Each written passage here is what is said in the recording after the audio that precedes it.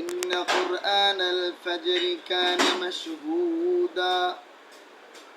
ফজরের নামাজের ব্যাপারে আল্লাহ পাক রব্বুল আলামিন কোরআনের আয়াতে বলে দিয়েছেন, ফজরের নামাজ হইল এমন নামাজ, সাক্ষী নামাজ। কেমন? ফজরের নামাজে ফেরেশতা পরিবর্তন করা হয়। রাত্রে যেই ফেরেশতা ডিউটি করে, ফজরের নামাজের সময় তারা আসমানে চলে যায়, আবার আসমান থেকে আরেকদল ফেরেশতা পাঠায় দেন, এবং যাওয়া এবং আসা উভয় ফেরেশতা ওই বান্দাদেরকে মসজিদে দেখে, রুকু অবস্থায় দেখে, কাউকে সেজদা অবস্থায় দেখে।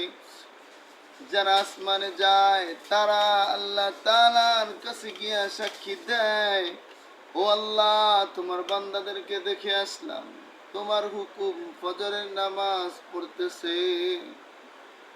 এই জন্য ফজরের নামাজ খুব গুরুত্বপূর্ণ নামাজ। আল্লাহ রাসূল সাল্লাল্লাহু আলাইহি ওয়াসাল্লাম বলেন, যদি কোনো ব্যক্তি এশারের নামাজ জামাতের সাথে আদায় করে, আবার ফজরের নামাজ জামাতের সাথে আদায় করে, আল্লাহ তাআলা ওই বান্দাকে সারা রাত্র ইবাদত করার সওয়াব দিয়ে দেয়। ঘুমায় থাকলেও সারা রাত্র ইবাদত করার সওয়াব আল্লাহ তাআলা দেন। এই জন্য ফজরের নামাজ এমন নামাজ, ফজরের নামাজ যে ব্যক্তি পড়লো সে ঈমানের ঝান্ডা নিয়ে চললো। আল্লাহ তাআলা ফজরের নামাজ পড়ার সাথে সাথে কাজে রিজিকের তালাশ করতে বলছেন। ফজরের নামাজ পড়ার দ্বারা রিজিকের প্রশস্ততা হয়। ফজরের নামাজ হইল মুনাফিকি থেকে মুক্ত হওয়ার নামাজ।